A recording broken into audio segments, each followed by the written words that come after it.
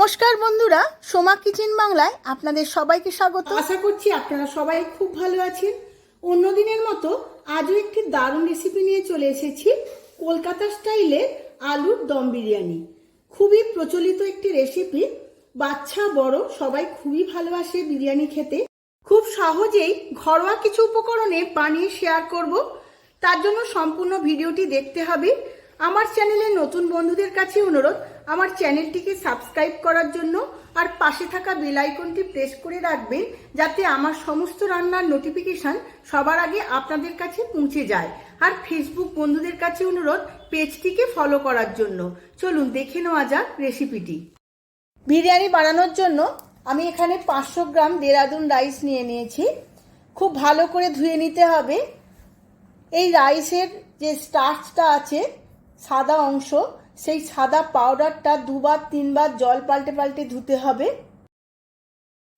খুব পরিষ্কার করে ধুয়ে নিয়েছি। এবার জল দিয়ে 1 ঘন্টা ভিজিয়ে রেখে দেব। এখন একটা কড়ায় তেল বসিয়ে দিয়েছিলাম, তেলটা গরম হয়ে গেছে। এবার সরু সরু করে কেটে রাখা পেঁয়াজ আমি এই তেলের মধ্যে দিয়ে হাই ফ্লেমে ভেজে নেব বেরেস্তা বানানোর জন্য। পেঁয়াজটা আমি 10 মিনিটের মতো ভাজবো। এদিকে পেঁয়াজটা ভাজতে ভাজতে আলুটা ম্যারিনেট করে নেব। এখানে আমি বড় বড় আলু কেটে নিয়েছি।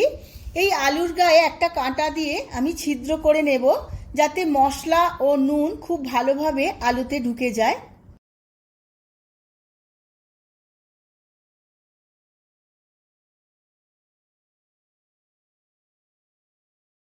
সমস্ত আলুগুলো ছিদ্র করা হয়ে গেছে। এবার এর মধ্যে দিয়ে দেব স্বাদ মতো নুন আর দেব কেশরী রং। নুন আর কেশরী রং খুব ভালো করে আলুর মধ্যে মাখিয়ে নিয়ে 10 মিনিট রেস্টে রেখে দিতে হবে। আলুটা ম্যারিনেট করতে করতে দেখুন বন্ধুরা, পেঁয়াজটা অনেকটাই ভাজা হয়ে গেছে। আরও একটু ভেজে নিতে হবে, একদম ব্রাউন করে। ব্রাউন করে ভাজা হয়ে গেছে। এবার তেল ছেঁকে তুলে নেব।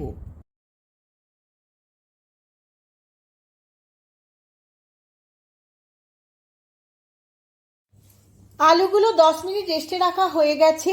এবার এই পেঁয়াজ ভাজার তেলে আলুগুলো রাঙা রাঙা করে ভেজে নেব। এবার গ্যাসের ফ্লেমটা লোতে রেখে আলুগুলো খুব ভালো করে উল্টে পাল্টে ভেজে নিতে হবে, যাতে 50% সেদ্ধ হয়ে যায়। এখন একটা পাত্রের মধ্যে 3 চামচ আদা রসুন বাটা নিয়ে নিয়েছি। এই আদা রসুনের মধ্যে দিয়ে দেব 1 কাপ জল। এবার খুব ভালোভাবে গুলিয়ে নিয়ে আদা রসুনটা একটা ছাঁকনির মধ্যে ছেঁকে নেব। এই বিরিয়ানির মধ্যে আমি আদা রসুন বাটা ডাইরেক্ট ব্যবহার করব না, আমি ছেঁকে নিয়ে এই জলটা ব্যবহার করব, তাই আমি ছেঁকে নিচ্ছি। এবার আলুটা আমি দেখে নেব কতটা সেদ্ধ হলো বা ভাজা হলো। এবার উল্টে নেব সমস্ত আলুগুলো। এইভাবে উল্টে পাল্টে লাল লাল করে আলুগুলো ভেজে নিতে হবে।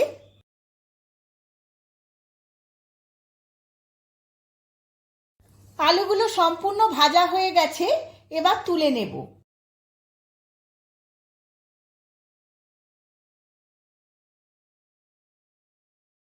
ওই আলু ভাজার তেলের মধ্যে হাফ বেরেস্তাটা আমি দিয়ে দেব, আর দেব আদা রসুনের জল, যেটা আমি আদা রসুন থেকে ছেঁকে নিই।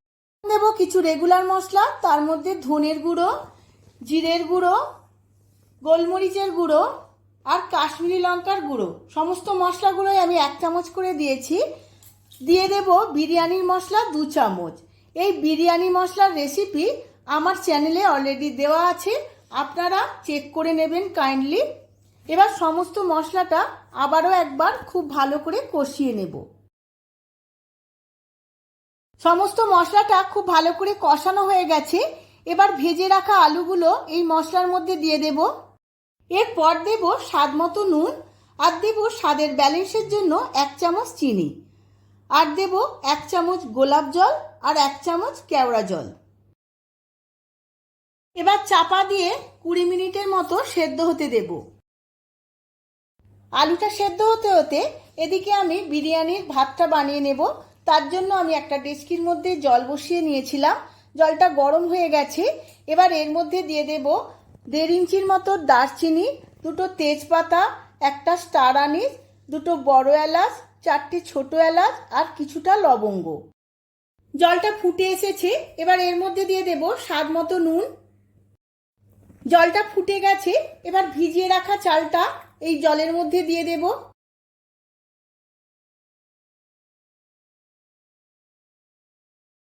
চালটা তুলে দিয়ে একবার ভালোভাবে নাড়িয়ে নিতে হবে, না হলে নিচে বসে যাবে। এবার এর মধ্যে দিয়ে দেব 1 চামচ সাদা তেল। সাদা তেল দিয়েও খুব ভালোভাবে মিশিয়ে নেব। এদিকে আলুটা আমার 70% সেদ্ধ হয়ে গেছে। এবার এর মধ্যে দিয়ে দেব 50 গ্রামের মতো টক দই। টক দইটাও আমি খুব সুন্দরভাবে এই গ্রেভির সাথে মিশিয়ে নেব।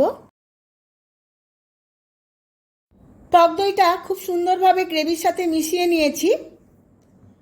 এবার চাপা দিয়ে আরও 2-3 মিনিট রান্না করে নিতে হবে। আলুটা আমার সম্পূর্ণ রান্না হয়ে গেছে, এবার নামিয়ে রেখে দেব। এবার ভাতটা দেখে নেব কতটা সেদ্ধ হয়েছে। ভাতটা আমার 70% সেদ্ধ হয়ে গেছে। এবার ভাতের ফ্যানটা আমি ঝেড়ে নেব। বিরিয়ানিটা দমে দেওয়ার জন্য একটা অন্য পাত্র নিয়ে নিয়েছি। প্রথমে এই পাত্রের মধ্যে রান্না করা আলুটা সবটাই দিয়ে দেব। এবার আলুর গ্রেভি এবং রোগানটা আমি ছাঁকনিতে করে ছেঁকে দিয়ে দেব।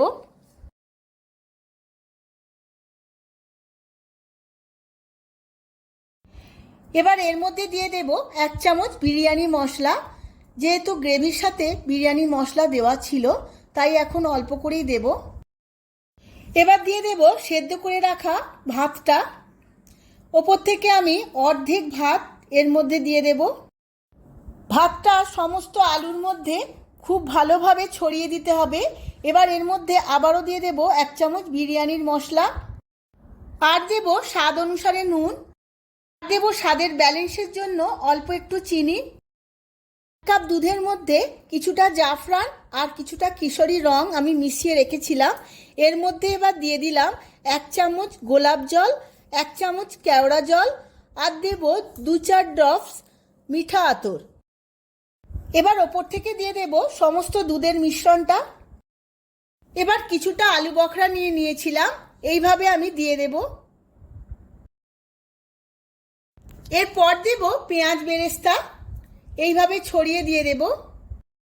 এবার সিদ্ধ করে রাখা বাকি রাইসটা এর ওপরে সমানভাবে মিলে দেব।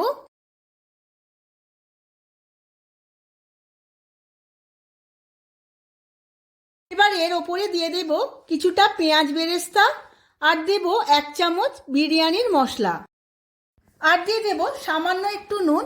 যেহেতু ভাতটা সেদ্ধ করার সময় আমি নুন দিয়েছিলাম, বা আলুটা রান্না করার সময় অল্প একটু নুন দিয়েছিলাম, তাই নুনটা আমি খুব অল্প পরিমাণেই দিলাম। আর দেব স্বাদ মতো চিনি, আর সবার শেষে দিয়ে দেব গাওয়া ঘি 2 চামচ। এবার খুব ভালো করে চাপা দিয়ে দমে বসিয়ে দেব 45 মিনিট। এবার লো টু মিডিয়ামে আমি দম দেব 45 মিনিটের মতো। বিরিয়ানিটা আমার দম দেওয়া হয়ে গেছে, খুব সুন্দরভাবে রেডি হয়েছে। দেখুন বন্ধুরা কত ঝরঝরে হয়েছে। এবার আমি সার্ভ করে নেব। সার্ভ করে নিয়েছি কলকাতা স্টাইলের আলুর দম বিরিয়ানি। ওহ, কি দেখতে লাগছে, দেখলেই খেতে ইচ্ছে করবে। আপনারাও আমার মতো করে একইভাবে বাড়িতে একবার বানিয়ে ফেলুন, আর কেমন হয়েছে আমার কমেন্ট বক্সে কমেন্ট করে জানান। ভিডিওটা যদি ভালো লেগে থাকে ভিডিওটিতে প্রচুর প্রচুর লাইক ও শেয়ার করবেন। আবার দেখা হবে অন্য একটি ভিডিওতে আরও অনেক অনেক নতুন রেসিপি নিয়ে।